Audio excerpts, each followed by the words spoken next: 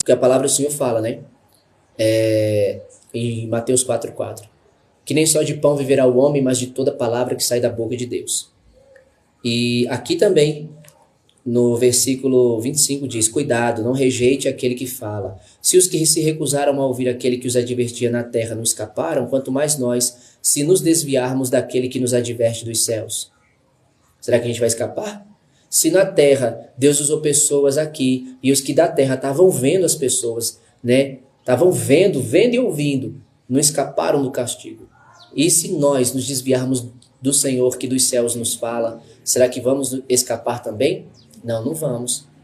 Então a palavra do Senhor fala, cuidado, não rejeitem aquele que fala. E aí ele diz, além disso, tínhamos pais humanos que nos disciplinavam e nós os respeitávamos. Quanto mais devemos nos submeter ao Pai dos Espíritos para assim vivermos. Nossos pais nos disciplinavam por curto período, segundo lhes parecia melhor, mas Deus nos disciplina. Não é segundo o que parece melhor, não, irmãos. Não é só por um curto período de tempo, não. Deus nos disciplina o tempo que Ele quiser, o tempo todo, repetindo aquela mesma palavra, aquele mesmo sentido. Olha o que a palavra do Senhor fala. Nossos pais nos disciplinavam por curto período, por um breve tempo, né?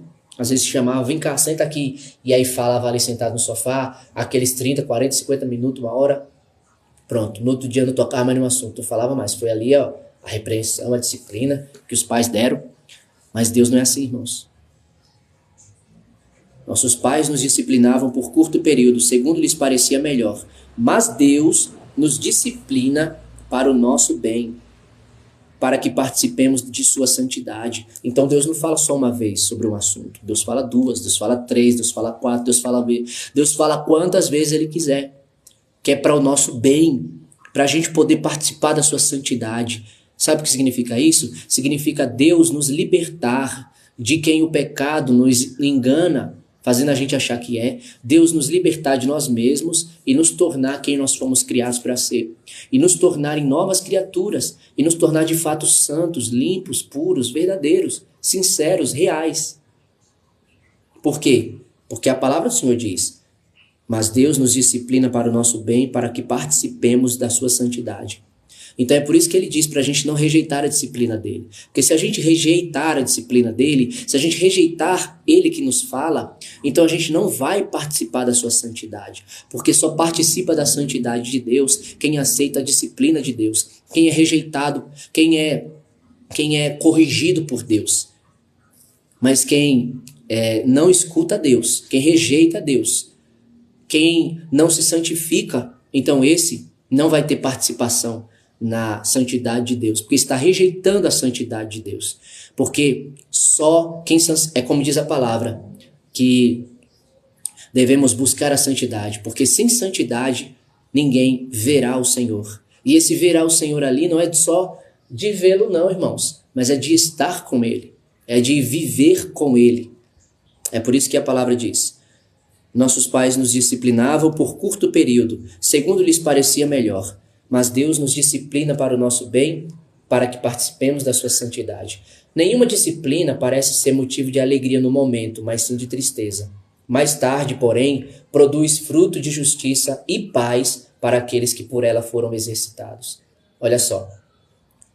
No momento, você é disciplinado, você é corrigido, você é repreendido, não é motivo de alegria, mas é de tristeza. Só que depois, a palavra do Senhor está falando aqui, ó. Mais tarde, porém, produz fruto de justiça e paz para aqueles que por ela foram exercitados. Mais tarde, ou seja, depois, quando você reconhece, quando você está ali e você reconhece, você aceita, né? Você está ali refletindo e falando, poxa, olha só, se eu tivesse rejeitado essa repreensão, essa disciplina, se eu não tivesse aceitado, né? E a palavra do Senhor fala, mais tarde, porém, produz fruto de justiça e paz para aqueles que por ela foram exercitados. Ou seja, quem é os que são exercitados pela disciplina, pela repreensão? São aqueles que aceitam, né? São aqueles que aceitam, e essa aceitação, ela vem através da humildade. A humildade gera o reconhecimento, como está lá no Salmo 32. Quando Davi, ele reconheceu diante do Senhor o seu pecado, e ele resolveu não mais escondê-lo, mas confessá-lo, ele abandonou, ele não só reconheceu o pecado, não só confessou o pecado, mas ele abandonou. Por quê? Porque ele havia se arrependido. E arrependimento é uma metanoia, uma mudança de mentalidade, de comportamento. É como está em Lucas 3,8. Deem frutos de arrependimento. Como também eu li, né, em Romanos capítulo 2, do versículo 4 ao 11. E ali a palavra do Senhor também diz que Deus, ele manifesta, ele gera, ele mostra, ele demonstra, ele dá as riquezas da sua bondade, tolerância e paciência, que nos leva essa bondade ao arrependimento. E também a palavra do Senhor diz lá em 2 Coríntios, no capítulo 7, que Deus, ele age com uma tristeza sobre a nossa vida, que gera em nós o arrependimento que nos leva à salvação. E essa tristeza que gera em nós arrependimento que nos leva à salvação, gera em nós o temor, gera em nós a vontade de fazer, a vontade de praticar a justiça. É o que a palavra do Senhor diz aqui, ó. Eu vou até abrir para compartilhar com os irmãos. Agora, porém, me alegro, não porque... Eu vou ler do versículo 8, que diz assim: mesmo que a minha carta tenha causado tristeza a vocês, não me arrependo. É verdade que a princípio me arrependi, pois percebi que a minha carta os entristeceu, ainda que por pouco tempo. Agora, porém, me alegro, não porque vocês foram entristecidos, mas porque a tristeza os levou ao arrependimento. Pois vocês se entristeceram como Deus desejava, e de forma alguma foram prejudicados por nossa causa. Olha só, a tristeza que Deus desejava. Deus, ele deseja uma tristeza para mim e para a sua vida, sabia? Mas veja qual é a tristeza que Deus, ele deseja para mim e para a sua vida. A tristeza, segundo Deus, não produz remorso, mas sim um arrependimento que leva à salvação. E a tristeza, segundo o mundo, produz morte. Vejam o que esta tristeza, segundo Deus, produziu em vocês. Que dedicação, que desculpas, que indignação, que temor, que saudade, que preocupação, que desejo de ver a justiça feita. É isso, irmãos. É isso aqui, o que Deus, ele deseja, o que Deus, ele quer para mim e para a sua vida. E lá em Lamentações, no capítulo de número 3, a palavra do Senhor diz aqui, ó, a partir do versículo de número 21. Todavia, lembro-me também do que pode me dar esperança. Graças ao grande amor do Senhor, ou seja, às misericórdias do Senhor, é que não somos consumidos, pois as suas misericórdias são inesgotáveis, ou seja, duram para sempre. Renovam-se cada manhã. Grande é a sua fidelidade. Digo a mim mesmo, a minha porção é o Senhor. Portanto, nele porei a minha esperança. O Senhor é bom para aqueles cuja esperança está nele, para com aqueles que o buscam. É bom esperar tranquilo pela salvação do Senhor. É bom que o homem suporte o jugo enquanto é jovem. Leve-o sozinho e em silêncio, porque o Senhor o pôs sobre ele. Põe o seu rosto no pó. Talvez ainda haja esperança. E aí diz o Senhor: porque o Senhor não desprezará para sempre. Embora ele traga tristeza, mostrará compaixão. Tão grande é o seu amor infalível, porque não é do seu agrado trazer aflição e tristeza aos filhos dos homens. E lá no versículo de número 37 diz: quem poderá falar e fazer acontecer se o Senhor não o tiver decretado? Não é da boca do Altíssimo que vêm tanto as desgraças como as bênçãos? Como pode um homem reclamar quando é punido por seus pecados? Examinemos e coloquemos à prova os nossos caminhos. E depois voltemos ao Senhor, levantemos o coração e as mãos para Deus que está nos céus e digamos: pecamos e nos rebelamos e tu não nos perdoaste. Mas quando nós vamos lá para Salmos capítulo de número 103, a palavra do Senhor, ela diz assim, irmãos, no versículo a partir do versículo 1. Bendiga o Senhor a minha alma, bendiga o Senhor todo o meu ser. Bendiga o Senhor a minha alma, não se esqueça nenhuma de suas bênçãos.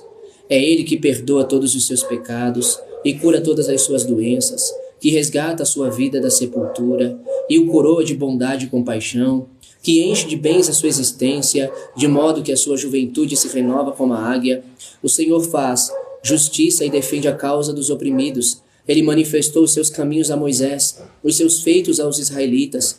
O Senhor é compassivo e misericordioso, muito paciente e cheio de amor.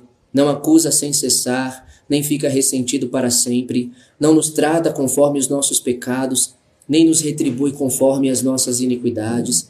Pois, como os céus se elevam acima da terra, assim é grande o seu amor para com os que o temem. E como o Oriente está longe do Ocidente, assim ele afasta para longe de nós as nossas transgressões. Só repetindo, irmãos, o versículo 8 em diante. O Senhor é compassivo e misericordioso, muito paciente e cheio de amor. Não acusa sem cessar, nem fica ressentido para sempre. Olha o que diz o Salmo 30, versículo 5. Que a sua ira dura só um momento e o seu favor dura a vida toda. O choro pode durar uma noite, mas a alegria vem pela manhã. E aí ele diz aqui: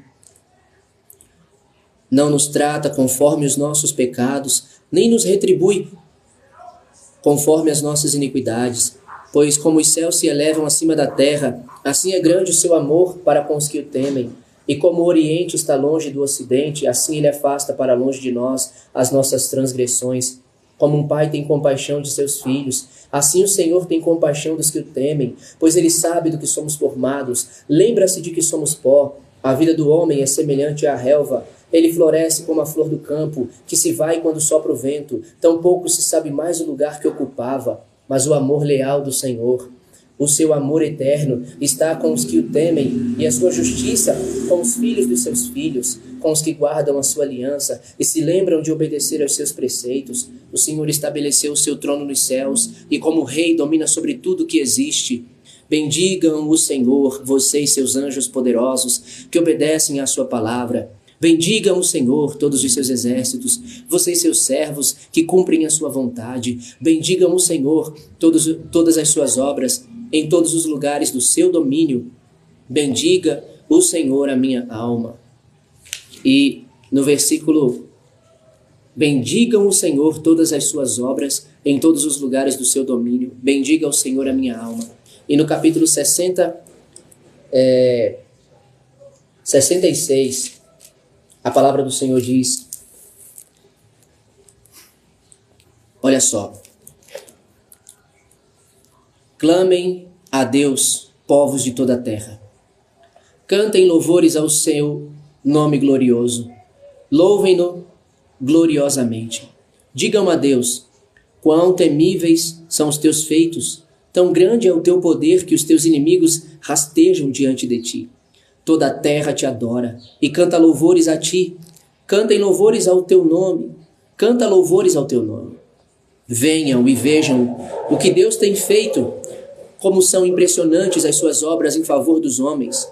Ele transformou o mar em terra seca e o povo atravessou as águas a pé. Ali nos alegramos nele. Ele governa para sempre com seu poder. Seus olhos vigiam as nações, que os rebeldes não se levantem contra ele.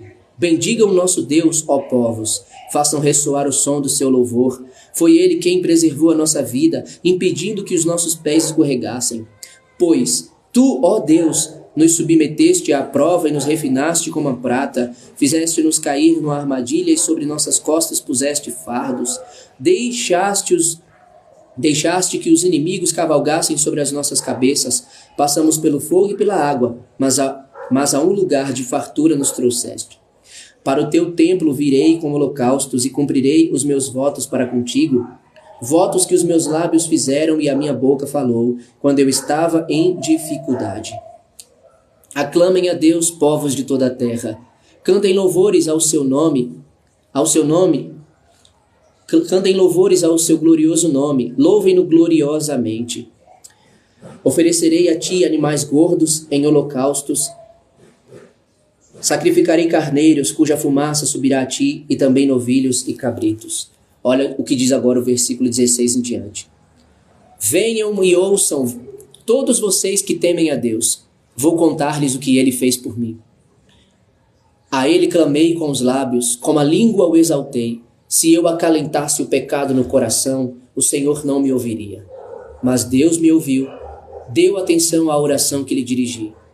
Bendito seja Deus, que não rejeitou a minha oração, nem afastou de mim a sua misericórdia. Eu vou ler de novo, irmãos. Versículo 16. Venham e ouçam todos vocês que temem a Deus. Vou contar-lhes o que ele fez por mim. A ele clamei com os lábios, com a língua o exaltei. Se eu acalentasse o pecado no coração, o Senhor não me ouviria. Mas Deus me ouviu, deu atenção à oração que lhe dirigi. Louvado seja Deus, que não rejeitou a minha oração, nem afastou de mim a sua misericórdia. Acalentar significa acariciar. Significa esquentar, quando a pessoa diz para se acalentar com o fogo, com o calor. Você, eu, nós, se acalentarmos o pecado, ou seja, acariciarmos o pecado, escondermos o pecado no nosso coração, acariciarmos o pecado, o acalento vem de carinho, vem de afago, vem de abraço. Se acalentarmos o pecado no coração, o Senhor não nos ouvirá. Ele diz, mas Deus me ouviu. E por que Deus o ouviu? Porque ele não acalentou o pecado no coração. Não acariciou, não escondeu, mas ele tirou do seu coração. E a nossa oração tem que ser essa, irmãos. O que está escrito aqui no Salmo 66, que eu acabei de falar aqui, é porque eu fechei a página. Como diz aqui, ó.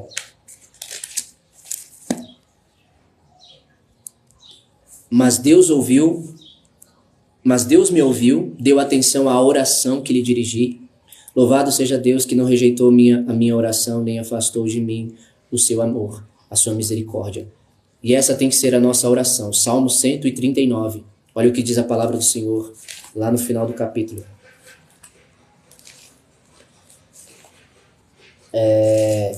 Ele diz assim: sonda-me, ó Deus, e conhece o meu coração.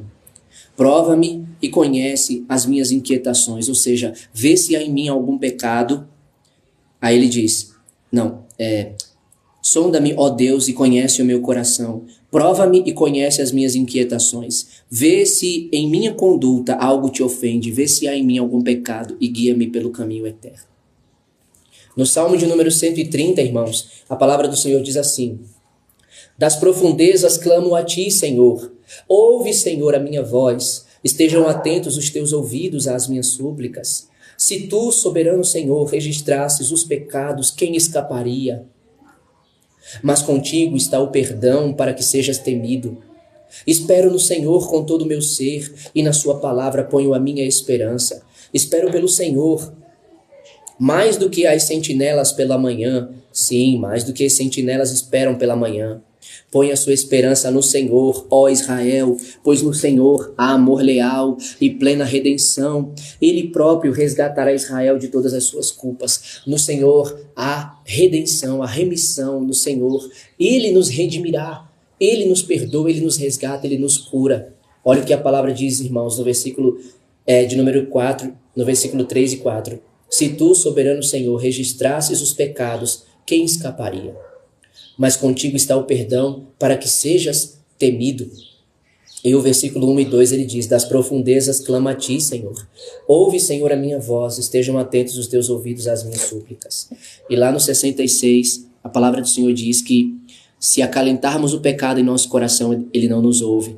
Mas ele ouviu a nossa voz e atendeu nossa súplica, nossa oração. Por quê? Porque não acalentamos o pecado no nosso coração. E ele diz mais: espero pelo Senhor mais do que as sentinelas pela manhã. Sim, mais do que as sentinelas esperam pela manhã. Põe a sua esperança no Senhor, ó Israel, pois no Senhor há amor leal e plena redenção. Ele próprio redimirá Israel de todas as suas culpas. Ponha a sua esperança no Senhor, porque é o Senhor que vai te redimir de todas as suas culpas. É o Senhor que vai perdoar todos os seus pecados, como disse o Salmo 103, e ele vai curar todas as suas doenças, como diz também no Salmo 103, como lá está escrito, que ele não nos paga de acordo com os nossos pecados e nem nos retribui conforme as nossas iniquidades. Sabe por que ele faz isso? Porque está aqui escrito, ó, ele não registra. Se tu, soberano Senhor, registrasses os nossos pecados, quem escaparia? Mas contigo está o perdão para que sejas temido. E é através desse perdão que os nossos pecados são apagados. E é por isso que Deus não nos trata conforme nossos pecados, nem nos retribui conforme nossas iniquidades. É por isso que, assim como o céu está muito acima da terra, o Senhor, o amor do Senhor é grande por aqueles que o temem, e como o Oriente está longe do Ocidente, assim ele afasta para longe de nós as nossas transgressões, porque a palavra do Senhor também, ela nos fala que quando nós confessamos os nossos pecados, ele é fiel e justo para perdoar os nossos pecados e nos purificar de toda injustiça, porque também a palavra do Senhor diz que quem esconde os seus pecados não prospera, mas quem os confessa e os abandona e os deixa alcança a misericórdia. No versículo 14 de Provérbios 28, abaixo desse que eu falei agora, que é o 13, diz assim, quem endurece o coração, não, como é feliz o homem constante no temor do Senhor, mas quem endurece o coração cairá na desgraça.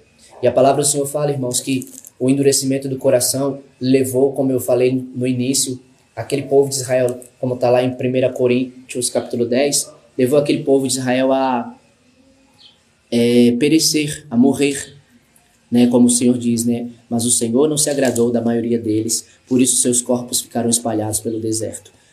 E eu quero terminar essa palavra deixando esse versículo aqui para os irmãos, que está aqui em Hebreus, capítulo de número 3, versículo 12. Cuidado, irmãos, para que nenhum de vocês tenha coração perverso e incrédulo que se afaste do Deus vivo. Ao contrário, encorajem-se uns aos outros todos os dias, durante o tempo que se chama hoje, de modo que nenhum de vocês seja endurecido pelo engano do pecado. Pois passamos a ser participantes de Cristo, desde que de fato nos apeguemos até o fim à confiança que tivemos no princípio. Por isso é que se diz, se hoje vocês ouvirem a sua voz, não endureçam o coração, como na rebelião. Quem foram os que ouviram e se rebelaram? Não foram todos os que Moisés tirou do Egito? Contra quem Deus esteve irado durante 40 anos? Não foi contra aqueles que pecaram, cujos corpos caíram no deserto? E a quem jurou que nunca haveriam de entrar no seu descanso? Não foi àqueles que foram desobedientes? Vemos assim que por causa da incredulidade não puderam entrar. Morreram. Porque pecaram contra o Senhor. Então, irmãos, voltando à primeira palavra do princípio, 1 Pedro, capítulo 5, eu li do versículo 7 até o versículo 9. Então, lance sobre o Senhor todas as suas ansiedades, porque Ele tem cuidado de você. Lance sobre o Senhor todo o seu pecado, porque Ele tem perdão para você. Não resista mais, porque o único que vai sair prejudicado no final de tudo só vai ser você. Deus não precisa de você, Deus não precisa de mim. Somos nós que precisamos de Deus. O versículo 8, ele diz, estejam alertas e vigiem, o diabo, o inimigo de vocês, anda ao derredor como leão, rugindo e procurando a quem possa devorar. E o versículo 9 diz, resistam-lhe, permanecendo firmes na fé, sabendo que os irmãos que vocês têm em todo o mundo estão passando pelos mesmos sofrimentos. Então, consciente, sabendo disso, entendendo e conhecendo isso, que o diabo é seu inimigo e ele está ao derredor, bramando como leão, procurando uma brecha em você, na sua vida, para poder tragar você, para poder te destruir, e conhecedor da verdade que a palavra do Senhor diz, para você resistir a ele firme na fé, então faça isso. Seja sóbrio, seja vigilante.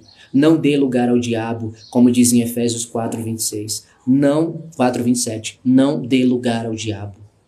Mas seja sóbrio e vigilante. Resista a ele firme na fé.